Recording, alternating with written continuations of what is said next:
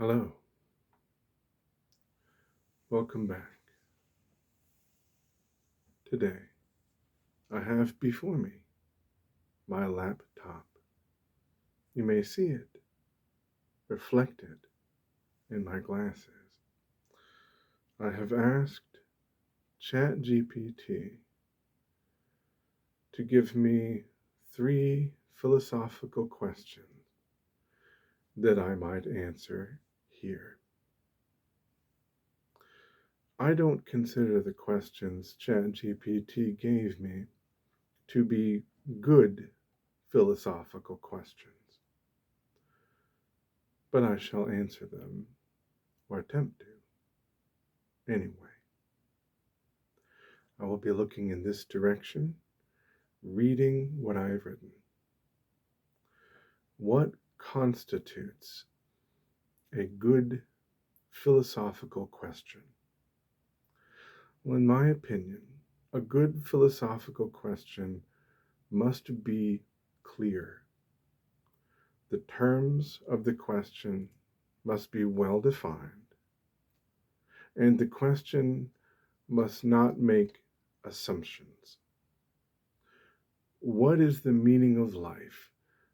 Isn't a good philosophical question by my definition, because it doesn't define meaning and because it presumes that whatever meanings are, life has one. With that so disclaimed, let's begin. What does it mean to truly understand another person? Before we begin to address this question, we do well to define true understanding. What is false understanding? Is there an appreciable difference between understanding something falsely and not understanding it at all? It could be that when we talk about understanding another person, we mean understanding their motives, beliefs, preferences, impulses, capabilities, nature, and the ways in which they might change. Is it possible to have insight into these aspects of someone else such that they can never surprise you? I don't think it is. Parts of us will always be impossible to observe directly because they are subjective. I'd argue that you can never know someone exactly as they know themselves. Others' subjective experiences of being individuals can never be known the same way we might know their eye color or their shoe size. If a person is more than an objective phenomenon, then most of what makes someone a person will always be inaccessible. If full understanding requires direct observation, and if true understanding is full understanding, then we can never truly understand anyone. Nonetheless, we can come to know each other quite well. Now, the difference between subjective and objective is something that I think it would be a good thing to talk about for a moment.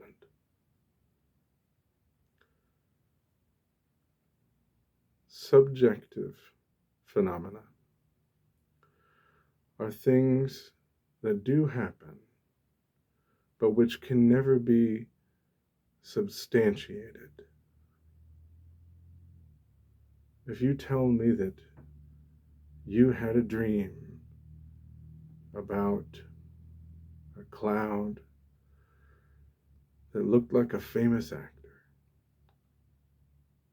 I can't prove that you had that dream, but I believe that you did. I can never show it definitively. I have no evidence beyond your report that you had that dream. And if you didn't exist,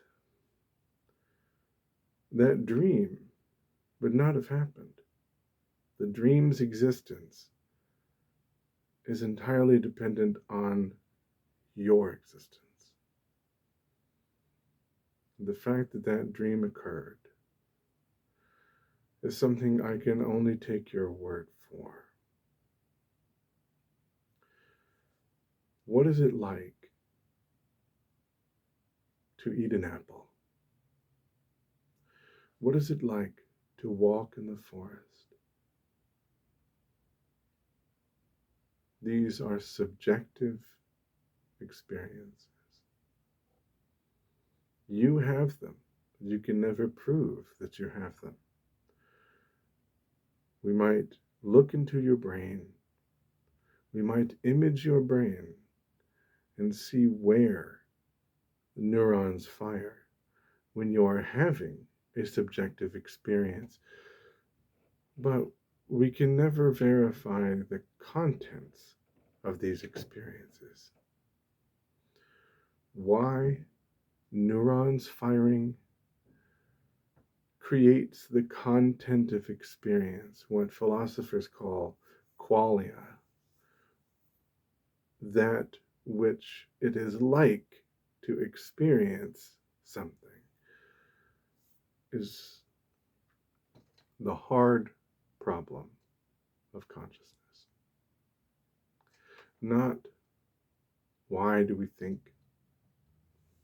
Why do we have brains? Why are we conscious? But why do our thoughts have content? Why is there something that it is like to eat an apple? This question is about subjective experience. Why do we have subjective experience? Objective phenomena are things that happen whether or not there is anyone to perceive them. Oh, here comes a helicopter. I hope it won't be too disturbing for you. I can't see it. Anyway, it is common online to hear people talk about things that are objectively good or objectively bad. There is no such thing as objective goodness, because goodness is a matter of opinion. Objectivity is related to matters of fact. What exactly is a matter of fact is another philosophical discussion.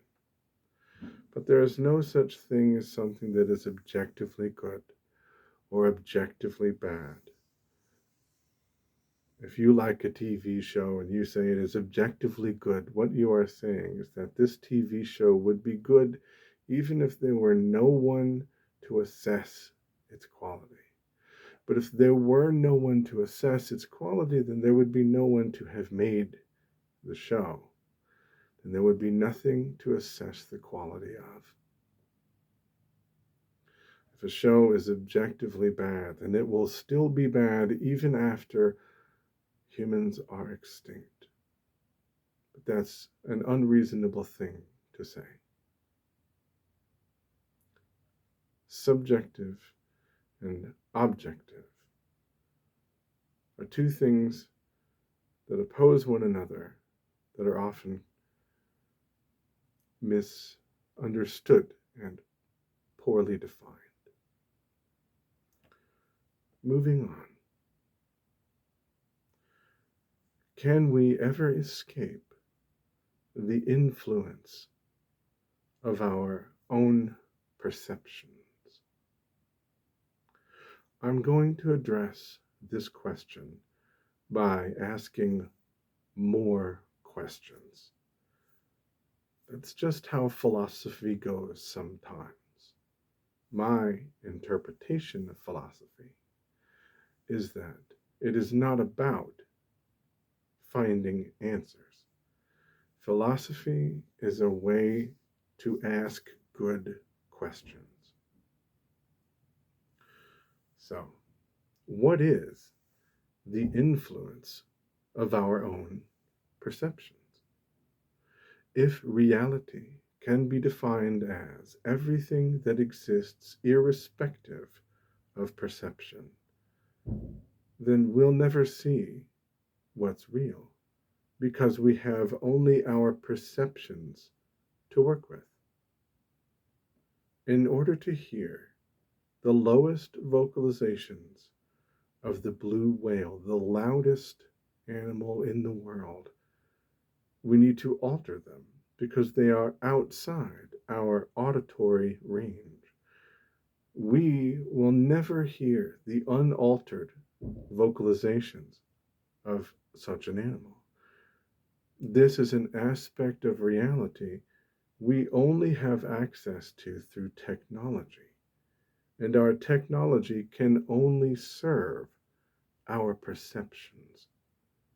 If reality includes things that are imperceptible to us, then what we perceive isn't all of reality.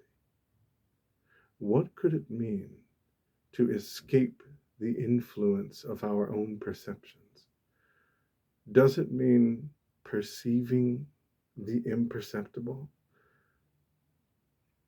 The influence of our perceptions could be said to be limitation. Could we one day use technology to overcome the limitations that keep us from perceiving everything there is in the universe to perceive? What would that be like? Could a computer ever show you what it's like for a chimpanzee to eat an apple, or to see the trees sway in a strong wind? If so, what would that computer, or rather, would what that computer showed you be identical to the chimp's experience? If a computer could model perfectly a chimpanzee's experience of eating an apple, would that model be the same as the experience?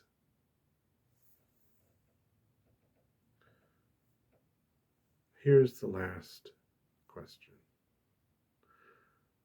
What is the nature of time? An illusion or a fundamental aspect of reality? Now, in my opinion, this is a question for a physicist, but I'm going to try to address it anyway. Let me start by saying that I think what we have here is a false dichotomy. A false dichotomy is a set of two things that are presented as the only options in a question. Either time is an illusion or it is a fundamental aspect of reality. That is what is presented to us. And I assert that those are not the only two options. This is a false dichotomy. Now, philosophically, time is a way to keep track of things. It has an unequal relationship to what physicists mean when they talk about time as the fourth dimension. I understand that time has some relation to space, such that space-time is a meaningful term in physics, though I'm unqualified to define it. I am not a physicist. I am a philosopher. Certain states of mind can make time seem unstable. Calendar time can lose meaning. I was born at a certain time, but that event never happens again. Nonetheless, we celebrate birthdays as though they recur. On the calendar, they do. But the calendar is not time. Time isn't one thing that is either an illusion or a fundamental aspect of reality. There is a thing which we call time that is a social construct. There is something else we use the same word for that would be part of the physical universe, even if no one existed anywhere to refer to it.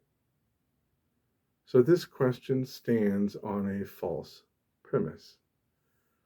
That premise being that time is a single concept.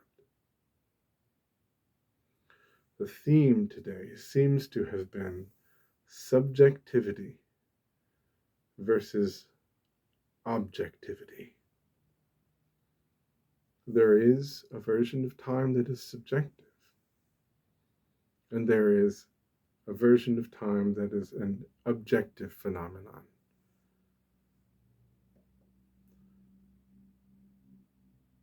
We perceive part of reality, and our perceptions and our experience of perception are subjective. But reality is objective. And there are aspects of it that are forever outside us. You will never see all of what's real. What you see is not the world. Think about that. Here's a philosophical concept, a model that I came up with to describe and define a word that I coined, supersophical. Supersophical means beyond knowledge. Think of a bird. Birds, unfortunately, make contact with windows all the time. But no matter how many birds make contact with windows, no bird will ever understand what a window is. The window is a supersophical concept to the bird. The window is not supernatural. It is part of the physical world. There's nothing magical about it. But as far as a bird is concerned, even a bird that has interacted with a window before, windows might as well not even be part of reality. Every time a bird interacts with a window, it gets data. But it doesn't perceive all of the data it gets as data. That is why no bird will ever fully understand what a window is. What is humanity's window? What supersophical concepts or supersophical phenomena do we interact with all the time, which we will never be able to understand any more than a bird can understand a window? That is humanity's window, a philosophical model that I came up with to describe and to define the term supersophical. If you have any questions at all, or any responses to anything that I said, please put them in the comments. I want to hear what you have to say. If I'm wrong about something, I would love for you to point it out. I like being wrong because being wrong is an opportunity to learn what's right. With that, the video ends, and I thank you, as always, for listening. I will see you in the next video. Peace and loving kindness.